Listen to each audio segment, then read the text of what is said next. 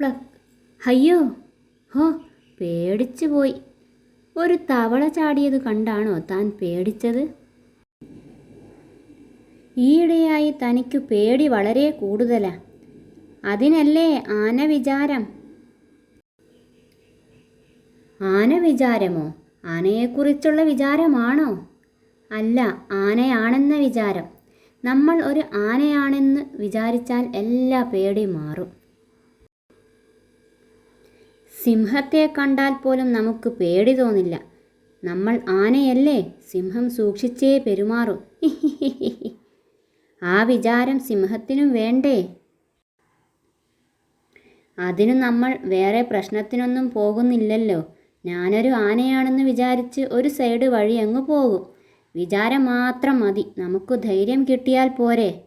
ചിഹ്നം വിളിക്കണോ? ദേ, ഒരു പുലി വരുന്നു. പോത്തിന് പൊതുവേ പുലിയെ പേടിയാ. പക്ഷേ ഞാൻ ആന വിചാരം വിചാരിക്കും. ഞാൻ ആനയാണ്, ഞാൻ ആനയാണ്. കണ്ടോ, അതോടെ എനിക്കൊരു ധൈര്യം കിട്ടി. പുലി ദേ ആ വഴി പോയി. എൻ്റെ ഭാവം കണ്ടിട്ടാ. ഈ വിദ്യ കൊള്ളാം അല്ലേ സൂത്ര? ഞാനും ആന വിചാരം സ്റ്റാർട്ട് ചെയ്യാൻ പോകുന്നു. നിന്നെ ഞാൻ തുമ്പിക്കൈ കൊണ്ട് ചുഴറ്റിയെറിയും. ഈ മരം ഞാൻ കുത്തിമറിക്കും. ആഹാ, എടോ, നല്ല പനമ്പട്ട എവിടെ കിട്ടും? നമ്മൾ ബന്ധുക്കളാ അല്ലേ? അയ്യോ, എന്തു പറ്റിയടോ? എൻ്റെ അമ്മാവൻ വരുന്നു, എനിക്ക് പേടിയാ. അതിനു താൻ ആനയാണെന്ന് വിചാരിച്ചാൽ പോരെ?